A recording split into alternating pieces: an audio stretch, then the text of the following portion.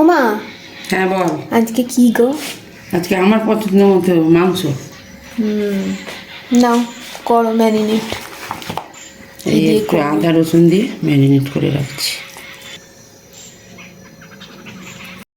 বলো। এই আদা আর রসুন একসাথে বাটা আর সর্ষের তেল দিলাম। এবার ভালো করে মাখিয়ে রাখবো, হাতের গরমে একদম ভালো করে মাখানো হবে, দিয়ে 1 ঘন্টা রেখে দেবো।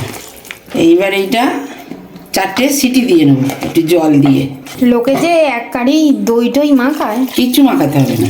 এখনই তো দেখতে বেশ ভালো লাগছে। আলুটা ভেজে নি।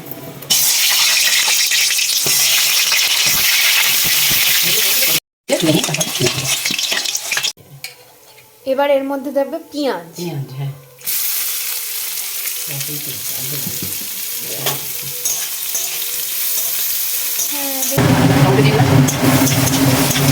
আদা রসুন বাটা দিয়ে দিলাম, তখন একটু মাখাতে একটু দিয়েছিলাম, এখন একটু দিয়ে দিলাম।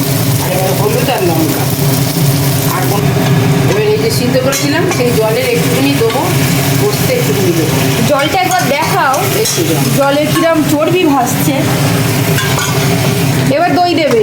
হ্যাঁ, এবার এইটুকু দই দিয়ে দেবো, ব্যাস।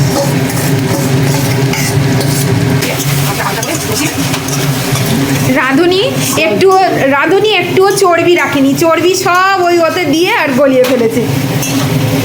হয়ে গেছে মা কষানো? হয়নি, ওইটা কষানো গেছে মাংস। এবার আলুটা দিয়ে আলু দিয়েও আবার কষাতে হবে? দিয়ে 2-3 মিনিট কষাবো, কষিয়ে জল দিয়ে দেবো। তাহলে তো আলুর ভেতরে সব যাবে, আলুটা তো শুধু ভেজে রাখা আছে। হয়ে গেছে আলু কষানো হয়ে গেছে। কষানো হয়ে গেছে। এবার লঙ্কা দিয়ে দেবে একটু ভেঙে।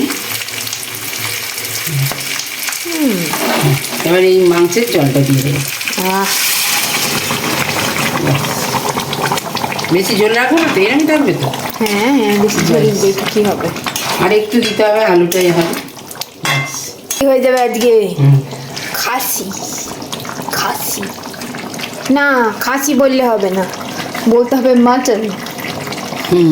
Mutton curry. Ready to serve mutton curry. ও, রংটা তো এবার সেই লাল লাল এসছে।